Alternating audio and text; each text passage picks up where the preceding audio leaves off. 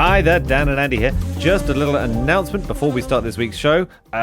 We have reached the point where next week Anna Ptaszynski will return. This is very exciting. She's back!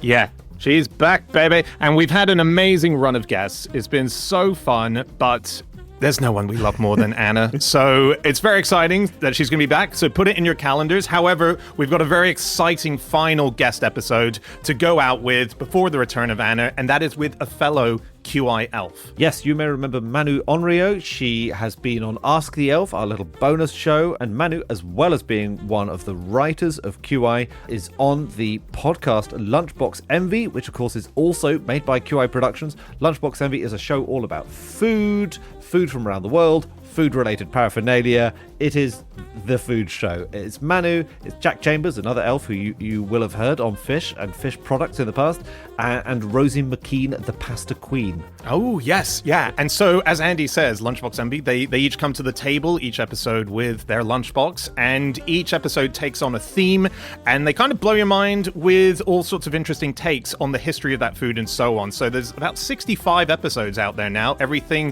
from the episode called Asparagus, through to mangoes, through to food art. What are these all about? You have to listen to find out. That's right. So if you enjoy Manu's appearance on Fish Today, we're sure you will enjoy Lunchbox Envy. Check it out. Check it out now. And one last thing before we leap into this week's episode is to say, hey, do you like listening to us four dorks talk every week and you want more? Yeah. Why not become a member of the secret private members club? The one where we put up bonus episodes, where we have video, where we have online quizzes. It's a magical place and it's called Club Fish. That's right. Just go to patreon.com/clubfish today and check it out and join us. Join us. Okay, but for now, enjoy fish, enjoy Manu, and enjoy some seaweed. Okay, on with the show. As a little teaser there. Really good. I feel teased.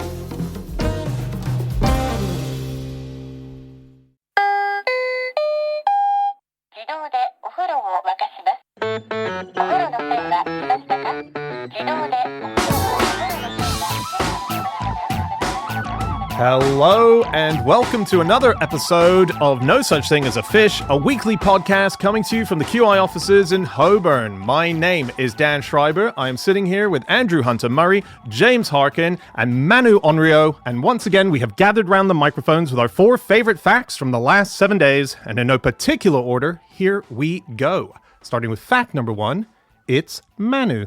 Okay, today my fact is seaweed bubbles could stop you getting pregnant.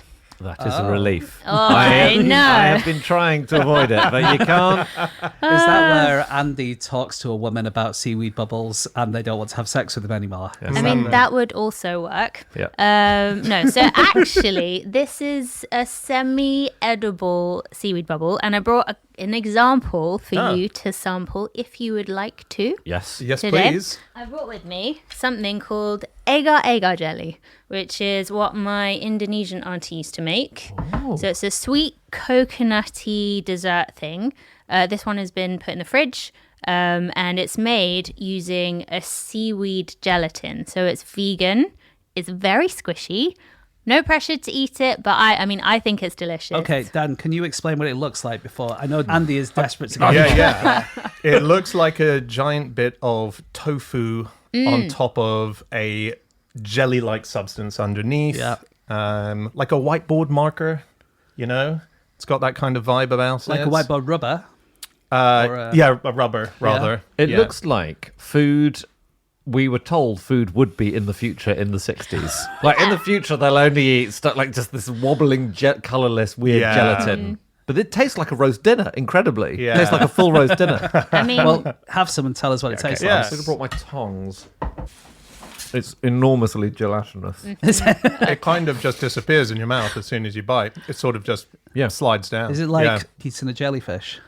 Sorry? Is it like eating a jellyfish? Yeah. It's like a jellyfish that's been in a mould, which jelly, I suppose, has because it's a jellyfish. Yeah. yeah. James, you're not tempted. I'm not a big fan of seaweed, I have to say. Oh, okay. I will eat stuff. If that was disgusting and it was like a dare, I would eat it because it's quite nice. Yes, because and you've done the Museum of Disgusting Foods. yeah, I would do that just for the show, but to enjoy it, I'm very bad with texture. It is very wibbly wobbly. I think it tastes fantastic. I love it. Are you saying if I go home now, me and my wife won't get pregnant because I've eaten that? No. Basically, agarose, the sugar derived from agar-agar, which is what we've just eaten, is used to make these special beads that can trick sperm into binding with them to kind of protect the eggs. And this was all done in mice. And what they did is they covered these beads in a protein called zona pellicida glycoprotein 2, or ZP2 for short.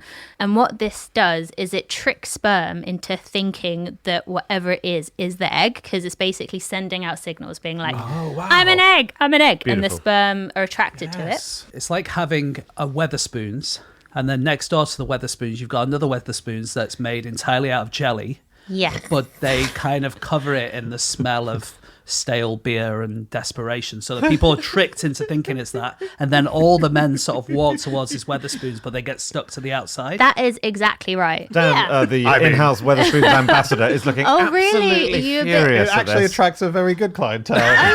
Spoons? I had no idea you're a Spoons fan.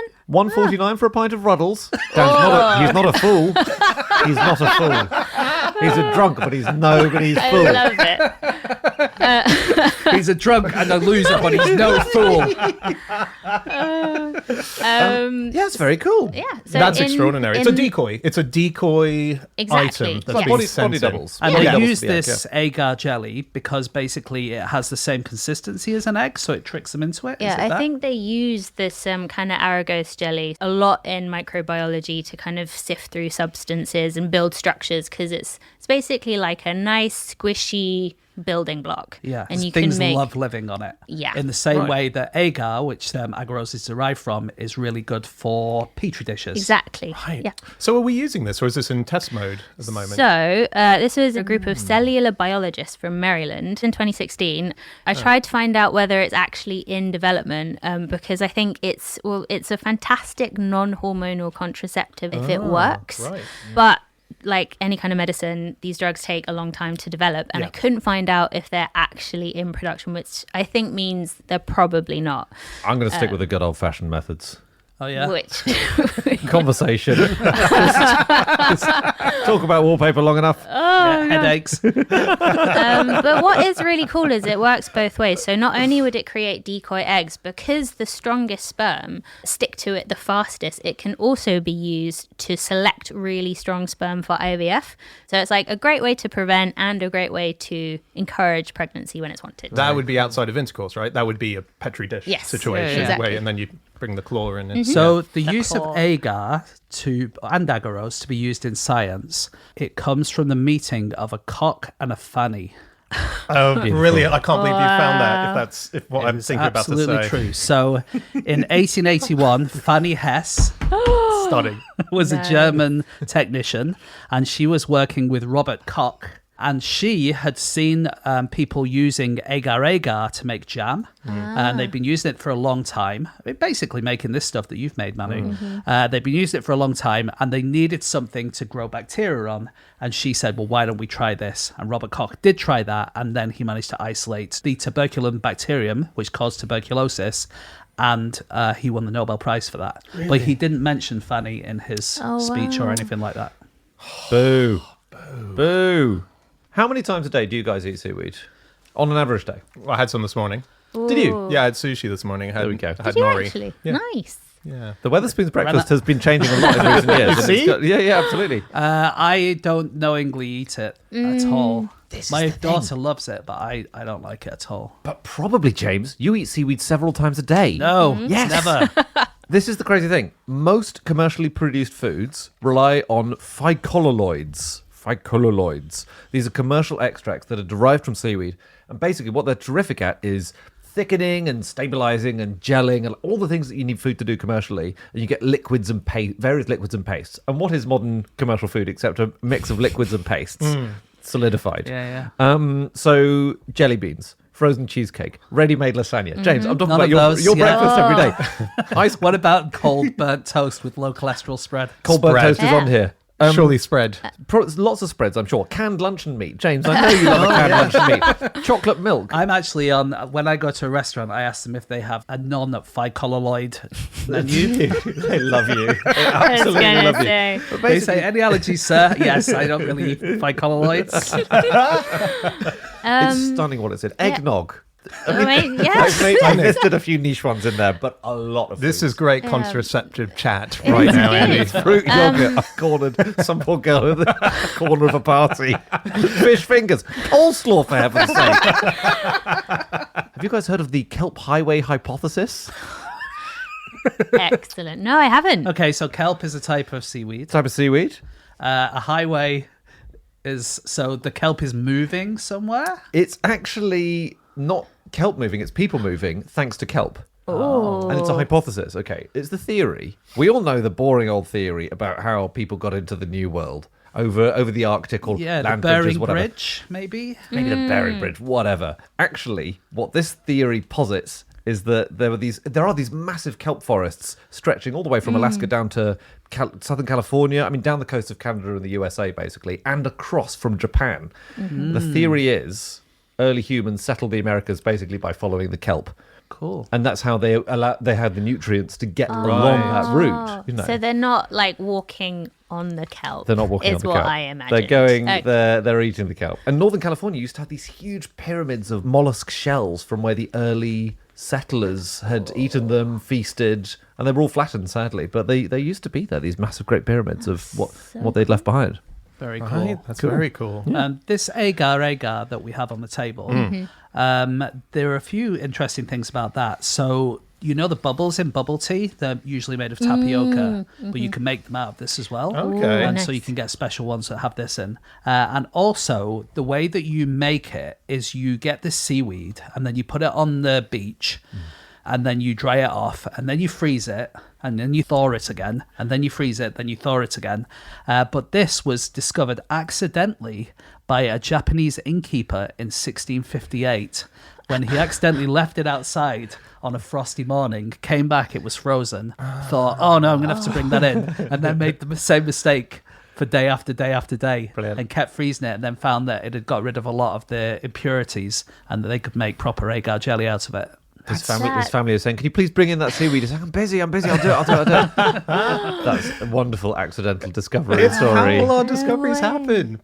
By cock-ups. Yeah, and fanny ups. And fanny ups. Wow, fair enough. Apologies. Not right, they're out of history. I was looking into futuristic seaweed. There's a group called the Safe Seaweed Coalition. Okay. Nice. This is my kind of people. Yeah. I don't know if there's a dangerous seaweed coalition. Possibly there is.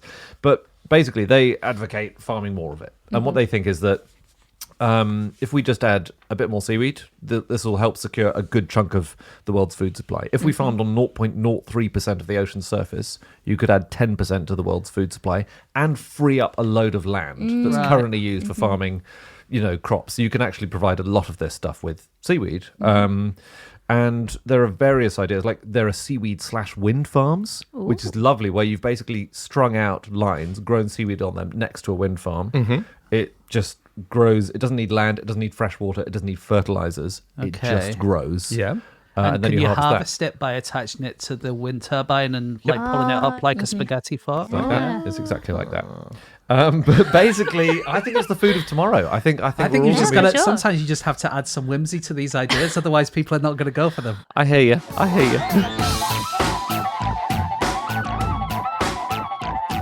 Stop the podcast. Stop the podcast. Hey everyone, this week's episode of Fish is sponsored by Babbel. Yes. Now, if you don't know Babbel, Babbel is a way for you to learn new languages or to relearn languages you may have learned in the past. And I don't know about you, Dan, if you have ever felt overwhelmed by the idea of learning a language, that is very common.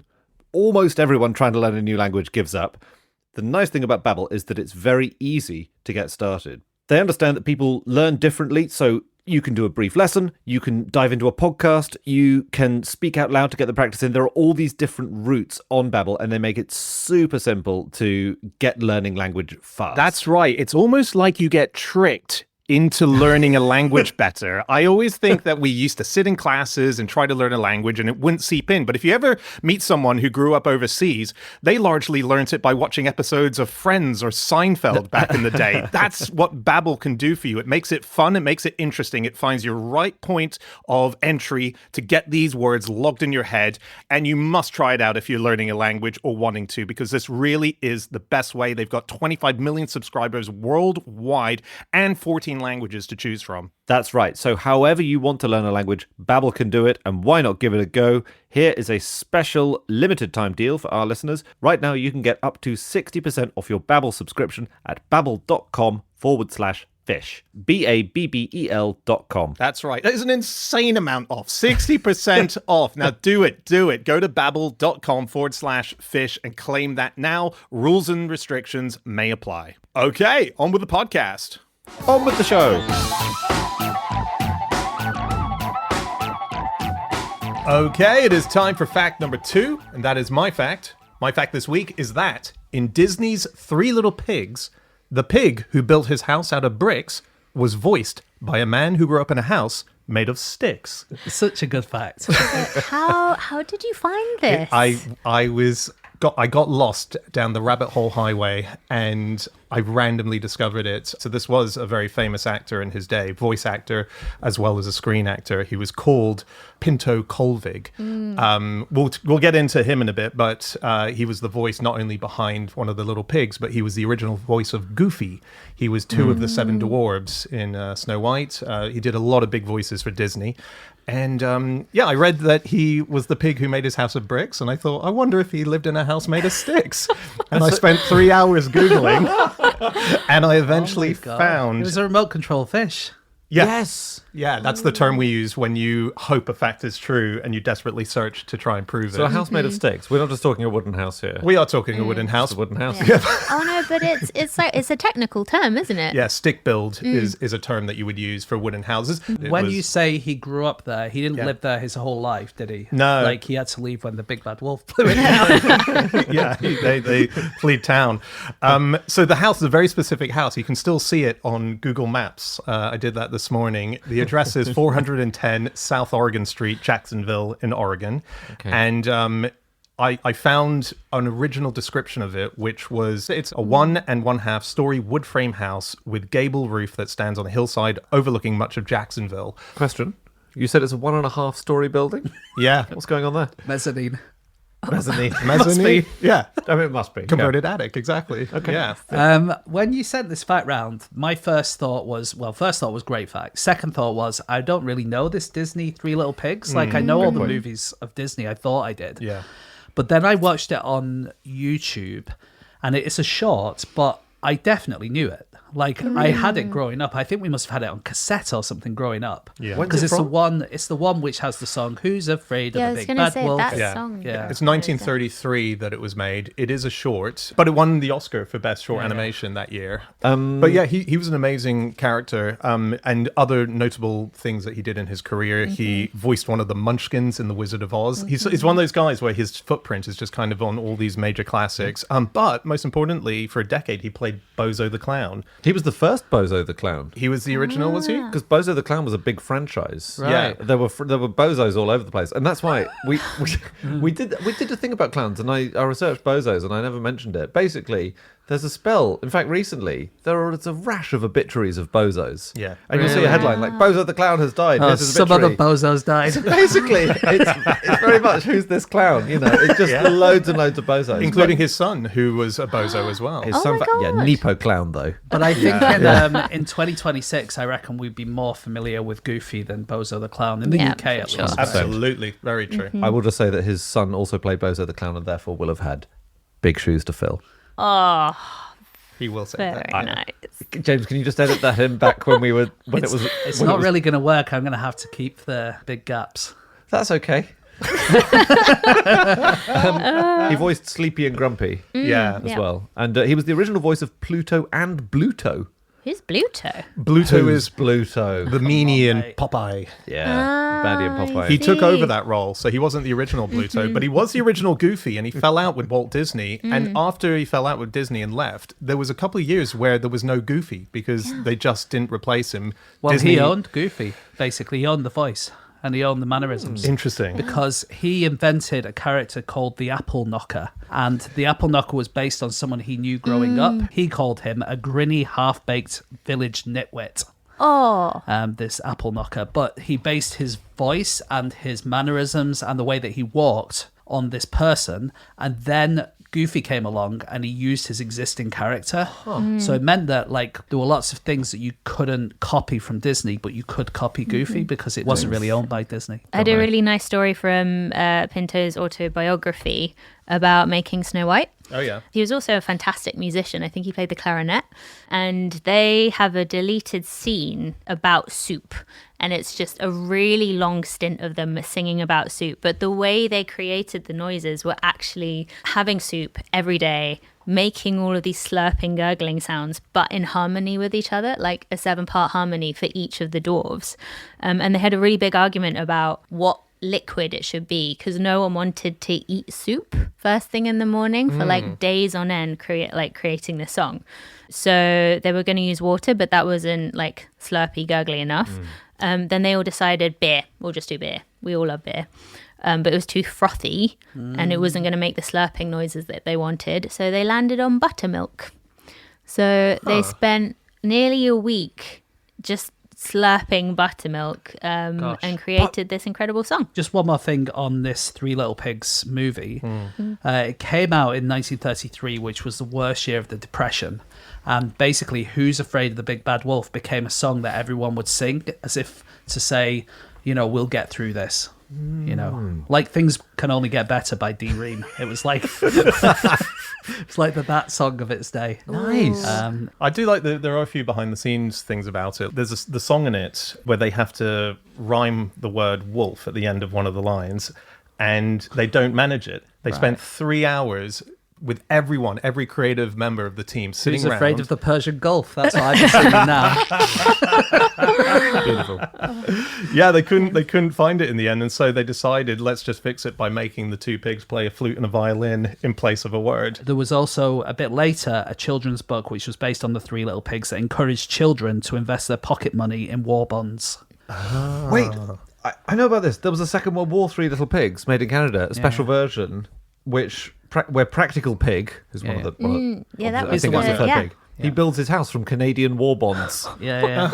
So that was the Canadian one, and then the Americans did their own version a little bit later. People would be so cross today if you suggested children put their pocket money into war bonds. I think that's quite a good idea. What is a bond like? It's not a physical thing, is it? It's where you give a load of money to the government and they promise to give you some back with interest, but they use the money for war. Yeah, you need to raise a lot of see. money now for Okay. tanks, planes, whatever. Got So it. you For issue the a bond, investors, it's kind of a good idea because it's the government who's giving you the money, so in theory, they shouldn't default on them. You're not given anything physical back. You could No. build a house. No, with, like a that's little true. check or In premium bonds, you at least get a certificate.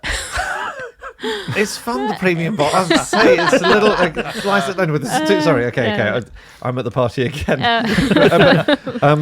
I only really know it as the source of the play "Who's Afraid of Virginia Woolf" by Edward Albee, Yeah. which I have read. So Okay. Yeah, I mean the title's based on it, but I think largely speaking, the plot is quite different. I think it's about sort of unhappy married couples. I don't think it's anything Yeah. really. I don't think it's any Big Bad Wolf at all. Yeah, it doesn't even feature Virginia Woolf as a character, as far as I remember. Does it not? Do No. they sing the song?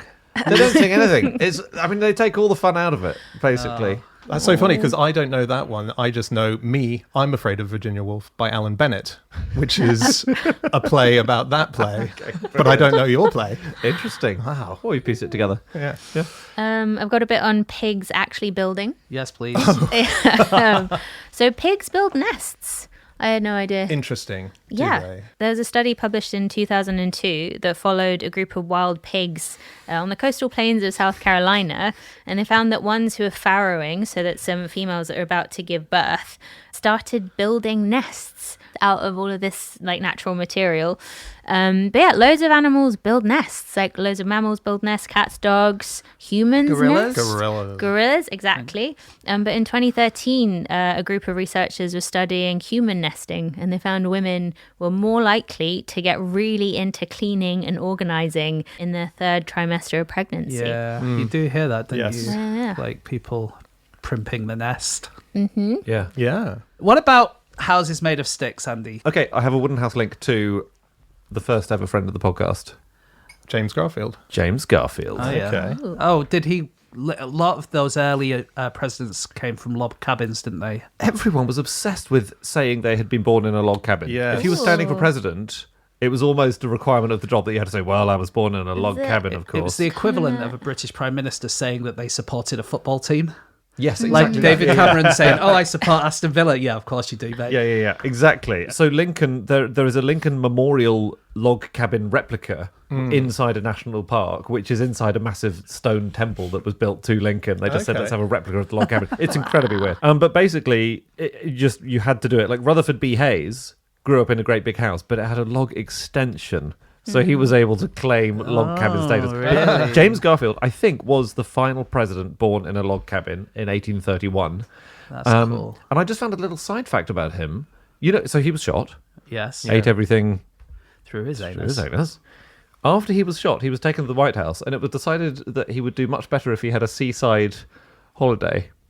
That he Right. needed to be taken to a seaside location. Yeah. 300 men worked insanely hard laying a railway track to a little cottage on the coast for him. Wasn't that nuts? Is Really? this, is this research you did in episode 1 of No Such Thing as a Fish that you're finally getting to use? Manu, little secret. I've been trying to get this in every episode since episode 1. Well, No, I just- think it's yeah. fantastic. We still get houses made out of wood, buildings made out of wood. Wooden skyscrapers are known as ply scrapers. And you get those all around the world. There's a 20-story one in Sweden. There's a 25-story one in Milwaukee. And in London, they're talking about building one called the Oakwood Tower, which will be 300 meters high. Will be in Barbican, not Oakwood, which is quite confusing. But they're going to build this big That's really wooden cool. tower, apparently. That's insane. How wooden are we talking? Are the lifts made of wood? So it's the structure. So where you would have steel beams that are holding everything together, you would have wooden beams, and then like the panels, you would have like plywood panels, I guess. That's And the reason is that actually wood is very good for the environment. Weirdly enough, better than concrete. Would you believe that? Is it? It's amazing. The energy required to produce a laminated wooden beam is 1/6 of what would be used for a steel beam. Right. That's good. It's basically you're building a big tree, aren't you? You are. It's a big tree house. It is in a way. Yeah. Do you know about Horace Burgess's big tree house? Oh, do I? Yeah. Well, it was said to be the biggest tree house of all time. Who is that? Horace Burgess. He was a minister. He lived in Crossville, Tennessee. A minister as in a church minister. Yeah, church minister. You're really making us drag this out of you. So it's an American church minister, Yeah. Horace Burgess. Sorry, just the way you said Horace Burgess made it sound like, Horace Burgess. Horace Come on, Burgess, guys. we all know Horace. Yeah. He got a message from God saying you should build a tree house, and I'll make sure you've got all the materials. We did it. We had a great time with Noah. So just, and he was doing a boat, but now I want a tree house to go with it. Yeah, he said, I'll see that you never run out of material. And so he decided to build it. And he did. He built a 30-meter tall tree house. He built it largely on his own. He had 500 pounds of penny nails. He had a nail gun that he did it by himself. You've seen pictures of it. It's remarkable. People got married in it. And when they weren't getting married in it, he used the space for the marriage as a basketball court.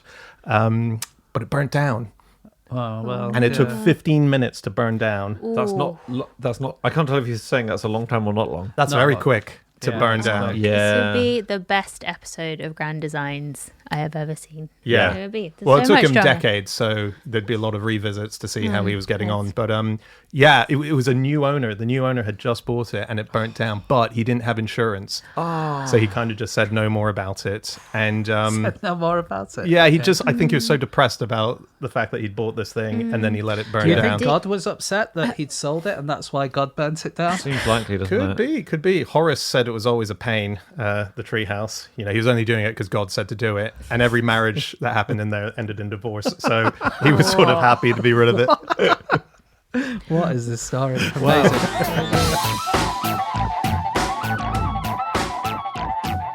Okay, it is time for fact number 3, and that is James. Okay, my fact this week is Spain is spinning. How? How indeed. Well, it is all down to plate tectonics, continental drift, and a lot of other boring stuff you learned at school. But this is something that's been found out by a researcher at the University of the Basque Country called Asia Mandarieta.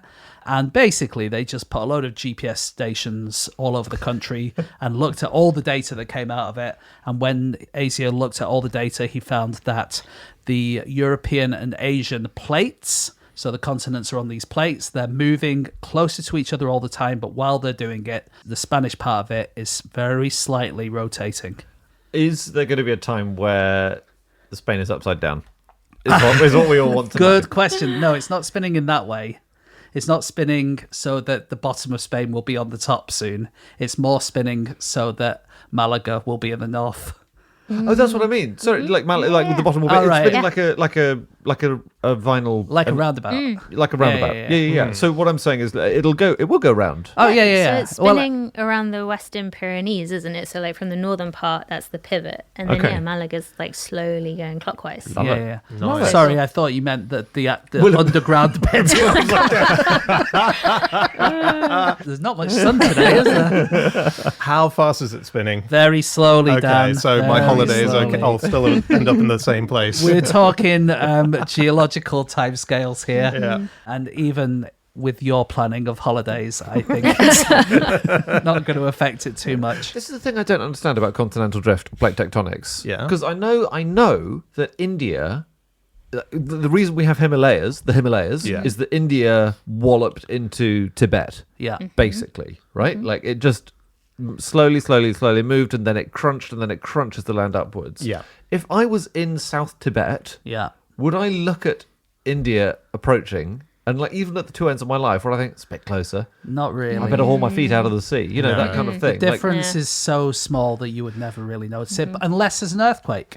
And that's why this work that this guy's doing and why other geologists is so important. Because when you're working out how all these plates are moving, it means you can better predict things like earthquakes and volcanoes and other events like So that. cool. You know, it's wild. I remember Richard Turner, who has been a guest on No Such Thing as a Fish years ago. I remember him telling me that he half remembers when he was a very young kid at schools, it not being an accepted idea, the idea of continental drifts. The idea of tectonic plates, and that's how the planet works. So Rich, we should say, is as old as Methuselah. No, he isn't that old. No. In actual fact, it's true. Like, I would say until the 60s, it wasn't completely agreed. by everyone. Yeah. It was this guy who initially came up with the idea in the early 1900s called Alfred Wegener, and he basically was just looking initially at a map and going, oh, it's like a jigsaw. This bit looks like that fits in there. Yes. This bit looks like that fits in there.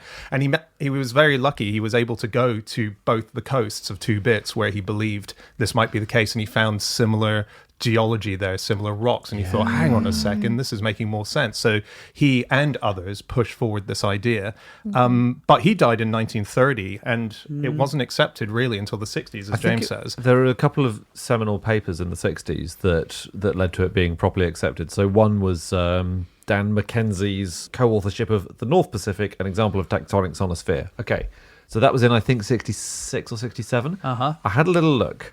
Because I found a comparison point. Widespread acceptance of the theory of plate tectonics is younger than Barack Obama. Okay. So I thought I'd look for other people who are older than widespread existence of the theory of plate tectonics. So does that? Are you saying that it started in 1966? Give or take. Yeah, it was properly formalised and finalised then. I But think Alan Davis was born in 1966. what a great point. He's not on my list.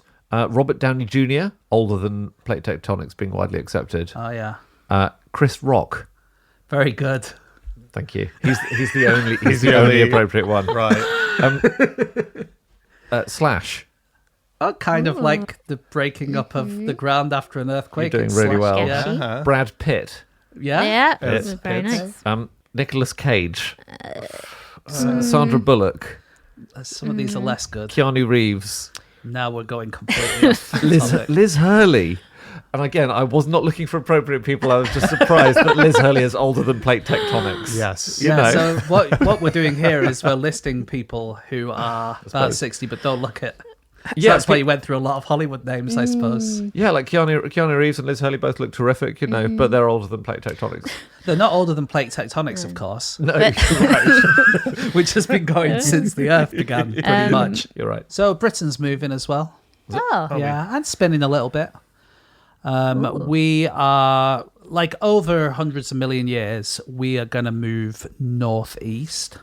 But we're going to ride along with Europe. We're kind of forever tethered to Europe, which feels like there's some metaphor there. I'm not really sure what it is. But yeah, we'll basically, and then the Mediterranean Sea is going to close, and there'll be a huge mountain belt like the Himalayas, which is where the Mediterranean now is. So like Ibiza is just going to become like a huge mountain. But we're going to move further northeast, so it's going to get colder. ooh. And then eventually it all comes back and we're all one big Gondwana land again. Really? That's So exciting. That's Have the they idea. named the next big They supercontinent have, but I yet? can't remember what it is. You know Gondwana land, which is one of these. Do you know who named that? Is it a friend of the podcast? No, it's someone you've never heard of. Oh, let me guess. Oh, is it a Tennessee minister called? But it's someone who shares a name with someone you absolutely have heard of. These are great clues. So, by the way, if you haven't joined our online quiz on Clubfish, James's round is a thriller. Is it someone I just mentioned? Is it someone like Chris Rock? No, it's someone very unlike Chris Rock. It's Dr. Seuss. Oh, okay. Dr. Edward Seuss, who was an Austrian geologist. He kind of is known as the father of continental drift. And he was the one who kind of noticed that the fossils in Africa and South America were kind of the same, especially if you look at ferns or really, really old plants. And so he came up with the idea that we were once a big continent, and he called it Gondwana land. That's so cool. But he thought that it wasn't that they came apart and came together. He thought that the water just filled in the gaps and then disappeared again, and then filled in the gaps and disappeared again. Right. So he got it a little bit wrong, but Well, there were so many theories that were going around. There was one that was created by a man called Charles Hapgood, who wrote a book in 1958, so just before continental drift was accepted, called The Earth's Shifting Crust. And that got a lot of exposure because Albert Einstein wrote the foreword to that book. And this was the idea that the cataclysmic shift, that the polar ice caps that we get told about all the time, where the poles shift from north to south. Oh, yeah. That's the reason that the Earth is the way that it is now, because that spread all the countries out to where they are. And it was Wait, a the shift of magnetism spreads out the actual continents yeah, themselves. exactly. So, but it was a pseudoscience idea at the time. Though it was being accepted as a real thing, to the point where Einstein thought it was a great idea. And this guy, by the way, the reason he came up with this idea is because he was trying to work out how Atlantis could have disappeared in a day and a night. Here we go. And he thought, okay, it would have needed a big moment, like the poles shifting. Well, I will say, in defense of this nutter that you found out, And Albert Einstein and laughed. Albert Einstein, it is important for things like the Earth's magnetic field. And in fact, Earth is the only planet which has plate tectonics. Isn't that weird? And that's bizarre. And it might be that it helped life survive, because what happens is the Earth was a snowball 2.5 billion years ago. I mean, really, really very long ago. Mm-hmm. It wasn't before life, but it was, it was very inhospitable. But plate tectonics create a lot of volcanoes. That throws up a lot of carbon dioxide, which then rainfall scrubs out of the atmosphere. I see. And it helps make the Earth's temperature stable enough for life. So that there's a theory that plate tectonics are actually one of the things that makes Earth this fantastic. Is that on environment. Venus? I think on cool. Venus, like, it's so hot when the crust sort of moves, the inside just comes up and then just fills in the gaps. Yeah. So there's no drift. It just kind of just fills in the gaps That's immediately. interesting. I So think. it's a constant solid mass. Yeah. Yeah, there's one of the moons of Jupiter. It's Io, which is just volcanoes all the time. And the whole place is just covered in lava so constantly that it's very hard to get anything, built. But I think in that is it not that Disney cartoon where they go to try and mine that moon and they sing "I-O, I-O." I didn't see it coming. Oh, you must have seen that one coming. No, I walked right into it. I saw something coming. I didn't know where you were going. I'll be honest, I didn't know where I was going for a lot of that. I read the name of every continental plate Ooh, and yeah. every minor plate, and only one of them is amusing. go on then. How many are there?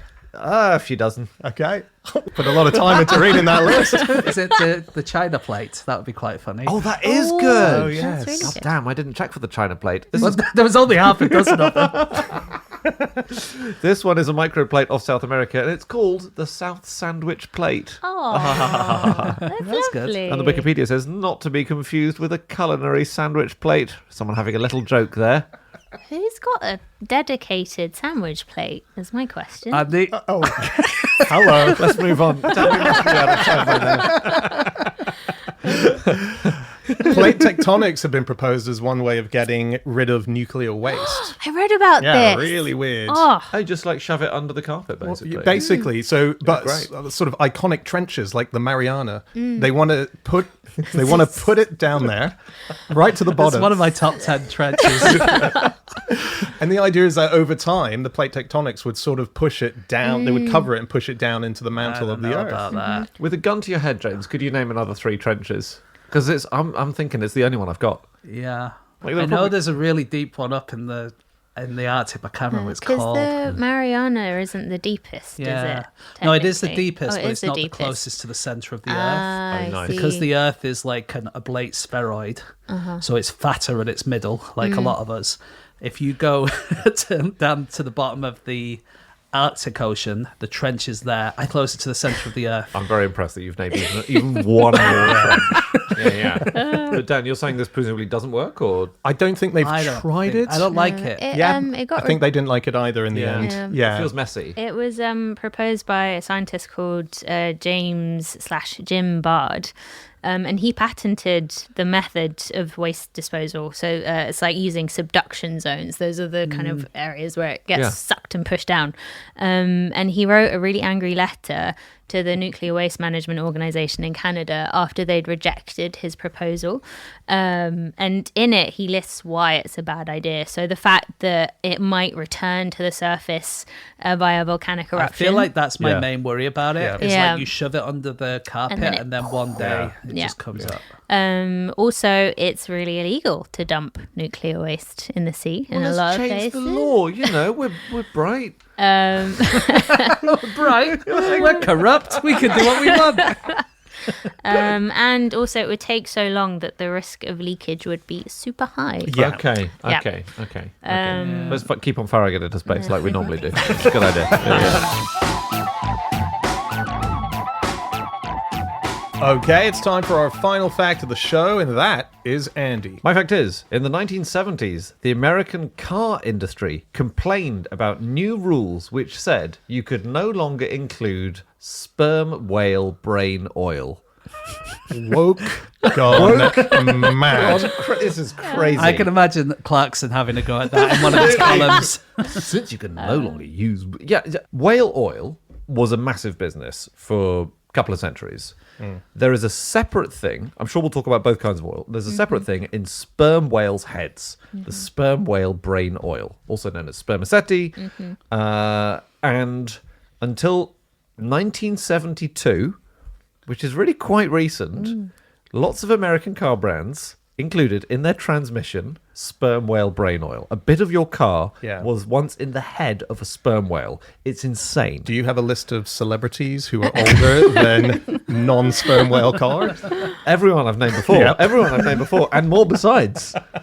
That's written that down. I should absolutely should. I was literally got my phone out to Google those as you were speaking. Alan Find Carr? some, How old find is some he? born in 1970. Find some people born in 1971. Okay, We're let's gonna have do a this. look. Okay, I'll just tell these guys while you have a look. Okay, movie stars. born in the 1971. First thing that came up, as if I've searched this before. Oh, spooky. Mark Wahlberg, Ewan McGregor, Ewan McGregor. John Hamm, Regina King, Carla Gugino. I don't know any of these people. Yeah. Try 1970. Ke Huy Quan, Oh, okay. okay. Indiana Jones. Right. Well, Jada Pinkett Smith. yeah. Keep that whale oil out of your mouth. Christina Applegate, You see what I'm saying? Johnny Knoxville. When Johnny Knoxville was a little baby, they were still putting whale brain oil in cars. I think that's insane. Yeah. I think it's insane. And I think this is a very good news story. Like whales, you know, the human species, our species, we decimated whales. We have now changed the laws in all sorts of ways, and all sorts of like brave campaigners and, you know, clever lawyers and all this. The laws have been changed, and now, with a very few minor dishonorable exceptions, Japan, Norway, anyway, whatever, no one kills whales anymore. And Let's not forget good. Iceland. And Iceland. No, but basically this, and it is a good oil. As in, if you were looking at it purely from an effective transmission point of view, Yeah. it's the best. It was the best oil to use. Really? Well, the car industry complained a lot. They whined massively, saying, "Well, you know what, your transmissions are going to break down more." And the terrible thing is for the first couple of years, they did. As in, car transmissions became a little bit worse for a couple of years. I heard they were 8 times more likely to break down. Yeah, they were. I must then- admit, I didn't know what a car transmission was until know. this week. Yeah. It's the kind of thing that if I take my car to the garage, they go, "Oh, look, your transmission's gone." Yeah. When did you last shove a whale in this? 'Cause we're going to have to. There's a shortage of whales as well. We're trying to get paperwork. But it's the system that transfers mechanical power from the engine to the wheels. Yeah. It's an important bit of the car. It's pretty much all of the car, really, isn't it? Arguably their car. I think potentially an electric car wouldn't need sperm whale brain oil Yeah. because it doesn't. I don't think it operates It quite the needs same way. But lubrication, though. everything needs lubrication. Well, that's what I was basically. going to ask you, Andy, because you've said there's 2 types of oil that we'd be getting from whales. So there'd be a general oil, and then there's the specific spermaceti, which is in their the front of their head, Yeah. top half Yeah. of their head. So 18th and 19th century candles would often use whale oil. Was that the spermaceti, or was that just the... That's normally just the stuff. If you catch a lot of different whale species, you can render down their blubber. I mean, you literally burn the blubber and turn it into the oil. The sperm whale stuff was very specifically good because of all these properties it has. It helps fight rust. It operates at high temperatures. So there's a reason why they use that in machinery. I read it also for lamps. It was really good because it didn't smoke. What, sperm whales? Spermaceti. Okay, yeah. And as a lubricant, it maintains its viscosity across a really big range of temperatures. Right. Much like agar agar. Oh. That's why it was so good as a jelly, because you can heat it up and it won't melt. Perfect. Ah, See. cool. Good noises, guys. I Good love noises. it. But no, it was a really big. I mean, whale oil was just used for so much stuff. In 1935, 84% of all whale oil was used to make margarine. Like a lot of your margarine would be whale. What years? That was in the 30s, Right. and even in the 60s. You know. Wait. Oh yeah. Okay. People born I think Donald Trump is just In- younger. 1934, am I looking for? Yeah. 1934. God, that's I'm going to say Alan Bennett was 1934. The author of Me, I'm Afraid of Virginia Woolf. Bridget Bardot, Shirley MacLaine, Maggie Smith. Albert II of Belgium could have had margarine with whale oil in it. No, they didn't stop using it in 34. Oh, It's did just they not? that's how much was being used. That proportion of it was being Carl used. Sagan. Carl Sagan. You see, it was a huge thing. I read it was used in planes as well. Like it got all the way up in the sky. Which bit of planes? That Like is- the engine. Transmission. Yeah. The bits that needed to glide over each other really Okay. quickly. You know what? It got even further than the sky. Cool. Space. The final frontier. Oh, yeah. Yes, indeed. NASA apparently lubed its moon landers with sperm whale oil. That feels like a euphemism, doesn't it? Lubed my Lube my moon Moonlander. It's around in some kind of game show, isn't it? lander. Yeah, but this is according to a book called Unfamiliar Fishes by Sarah Vowell, and she says that they used it until the ban on whaling in 1986. Right. I read a lot of furious NASA geeks who basically said that it's been used on the Hubble telescope, which it hasn't. They said that it was part of the lubing process for the lens and so on. There's quite a few claims of it being used in space that have been just spread incorrectly. Okay. First World War, a big user of whale oil.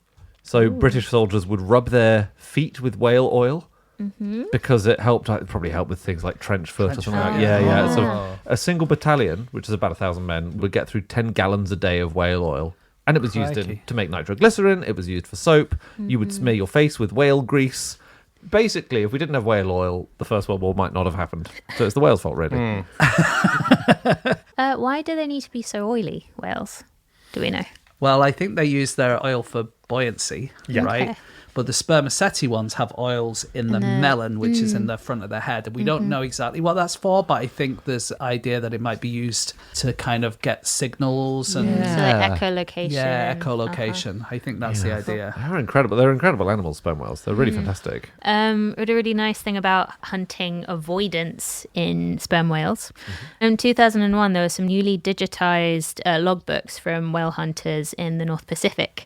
And they found that over not that long a span of time, the whales had all learnt to swim upwind of the boats that were harpooning them, which were wind powered.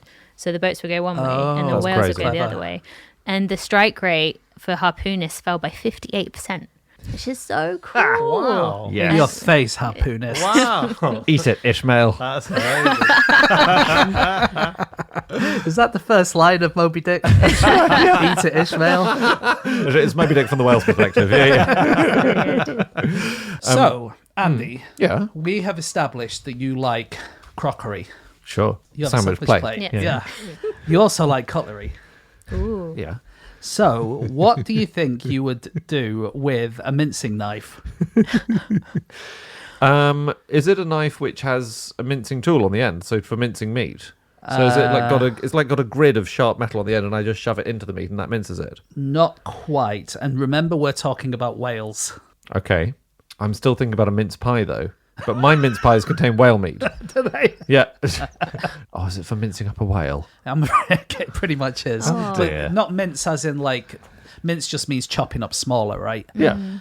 So if you were to get the blubber and you were to put it into the pot, the smaller it is, the more surface area it has, the easier it is to melt down to turn into oil. So they would use a mincing knife for that. And they had all sorts of specialized cutlery on these whaling ships. So as well as a mincing knife, they had a cutting spade. They had a head spade. They had a chopper. They had a boarding knife, which you would grab onto your bit of whale, because you're doing all this stuff in the water, right? You can't you can't get the whale and put it onto your boat. It's way too big. Oh, I thought So your whale is on the side of the So boat. back in the day, you're cutting up your whale in the sea. Yeah, of course. Like whales are so enormous. Like you can't get a ship that's that big until very, very recent. Yeah. So you would have your boarding knife where you would kind of skewer a bit of meat and then throw it onto the deck so that they can put it into the pot. Skimmer, which you would... Just this endless cutlery drawer on these ships. You know what? This is the first time, Andy, that I've listed a load of cutlery on this show and you've not been excited. I know. Do you ever have a dinner party where you've invited too many guests that you run out of your main cutlery? You have to improvise. Give him the mincing knife. Give him the mincing knife. You won't notice. It's fine. Excuse me, is this a grapefruit fork or is it a cutting spade? So that's what I mean about it being a good news story. Like a century ago, this was just completely part of the course, and loads and loads of people just worked in the business of killing whales and chopping them up. Yeah. Have you heard of Waken? No, I haven't. Have a punt. Is it awake bacon? Is it living? Is it woke bacon? That sounds woken. Waken was a corned beef substitute in the 1940s, which was made of whales. Oh, That's during the war they tried to get the British to eat Yeah. whales, didn't they? And everyone thinks it's utterly disgusting whales. Well, I think it was after the war, weirdly, because most of, or not most, but a lot of the food shortage was the second half of the 40s, when the war was Sorry. even over, and they sent whalers off to the Antarctic, because there was genuine, real food shortage in Britain. And so they said, do you want to try Waken? 1951 report, a new unrationed meat. Unrationed is great. You can buy as much of this as you like. Waken reached British shops last week. It is corned whale meat with its fishy flavour removed, and apparently it had not been removed sufficiently to make it not taste like whale, and it was not popular. Whale meat is just not tasty. If you live in the far north and you don't have any other option, then maybe you might eat it. But otherwise, like the whalers, they wouldn't eat it. They would catch a whale and they'd have shit tons of this meat. Like whales are big. You could feed your sailors for months and months and months, but they'd rather not eat it and they'd just rather eat their biscuits and stuff.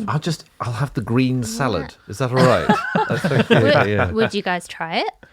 You brought some in? If I had, would you? When I was in Iceland, I did consider having it, but I decided against it at the last minute and ordered the puffin instead. Oh wow!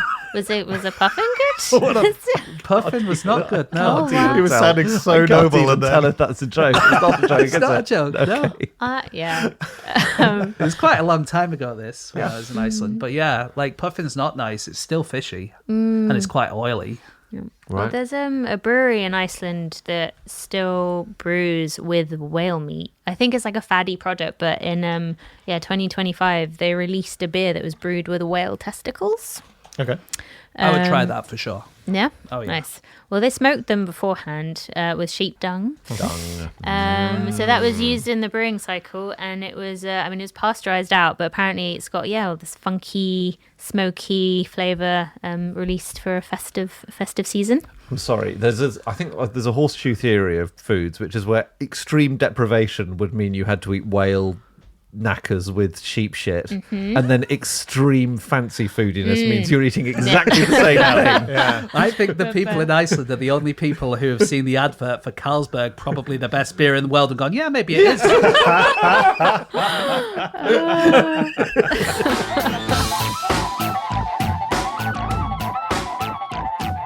Okay, that is it. That is all of our facts. Thank you so much for listening. If you'd like to get in contact with any of us about the things that we've said over the course of this show, we can all be found online. I'm on @Schreiberland on Instagram. James? My Instagram is no such thing as James Harkin. Andy? At Andrew Hunter M. And Manu, you're online? Can I plug our Lunchbox MV podcast socials? Yeah, go Because for it. I'm non-existent. You can find Lunchbox MV Pod at Lunchbox MV Pod. We are on YouTube, Facebook, Instagram, and TikTok. Very nice. And that is your pod that you co-host? Yes, it is. It's not a pod of whales. No, it's not a pod of whales. It is a fully fledged podcast.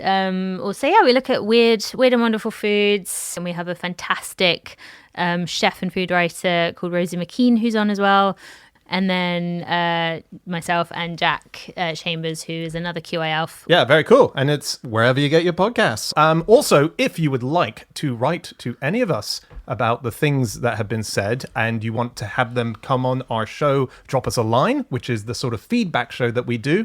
Just send them to podcast@qi.com. Andy goes through all the emails. He cherry picks the best and we discuss them. And we love finding out about all the experiences that you've had as a result of listening to something we've spoken about. Anything you want to tell us, send us there. Or perhaps you have a great fact. If you've got a fact that you want us to read out on one of our shows, we do a audience fact-based show called Little Fish. Goes out every Monday. Send us your fact there. Again, podcast@qi.com. And hopefully we'll read one of them out on the shows. Otherwise, just come back here next week. We're going to have another episode. Thank you as ever to our Fishbusters team. That's Ling Lee, Ethan Ruparelia, as well as the other Fishbusters out there. And we'll be back again next week with another episode. We'll see you then. Goodbye.